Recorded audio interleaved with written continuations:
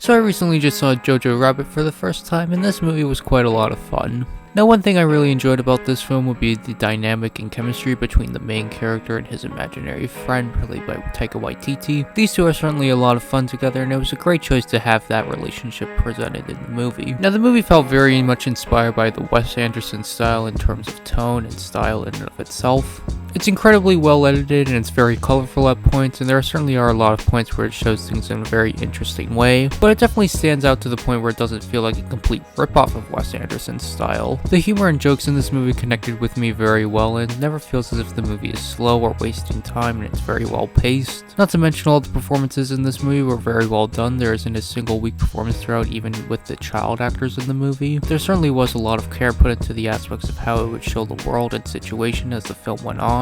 At the beginning of the movie, it shows the city as a very colorful and hopeful, well-kept place, but as the movie slowly gets on, it just feels more disheveled and into the shambles as it becomes later in the war. There's some interesting choices how it shows that certain characters are kind of brainwashed into this philosophy and how they kind of know it's all pointless but don't let that bother them in sort of a way. You'll definitely know what I'm talking about if you see the movie. The relationship between the main character and the girl was also very well done, and it was very investing throughout. Now overall, I think this is a very fun movie that a lot of people will probably very much enjoy, so this one gets a solid 6 out of 10.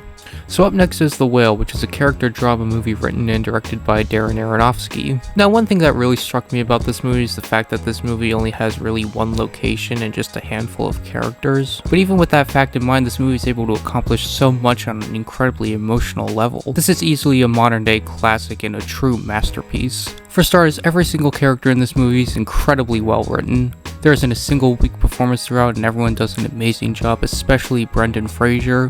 His performance alone is truly what sells this movie as it is. And despite the fact of this movie only really having one location, it does not feel lazy when it comes to its presentation. This movie is able to present itself very thematically, and it all feels incredibly professional on a technical level. Not to mention, this movie has an absolute perfect understanding of when to utilize music and when not to utilize music for the best effect.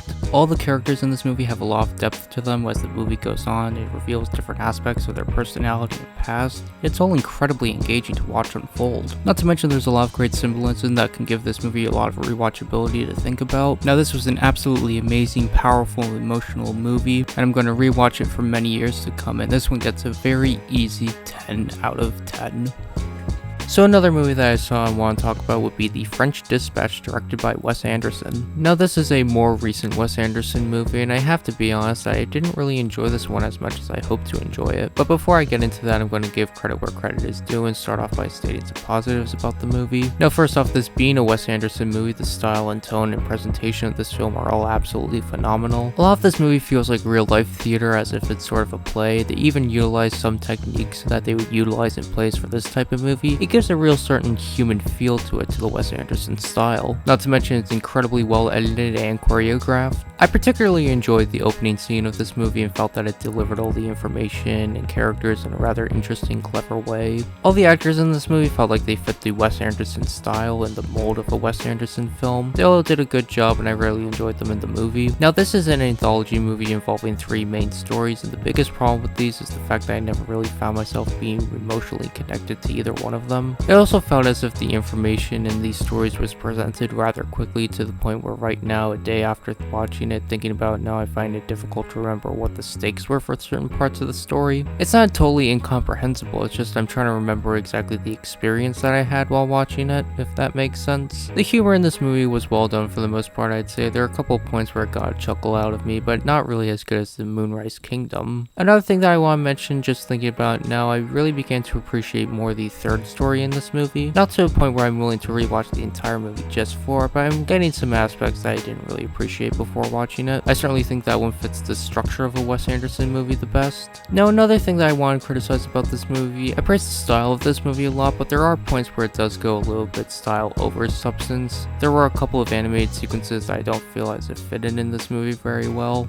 Now, overall, this movie kind of suffers from being an anthology movie, and rather than being able to focus on one story, it has to focus on 3. It isn't inherently a bad thing, but I just don't feel like it really worked for this type of movie. Now, overall, this movie isn't terrible, but I seriously doubt that I'll remember it anytime soon, so this one gets a 5 out of 10.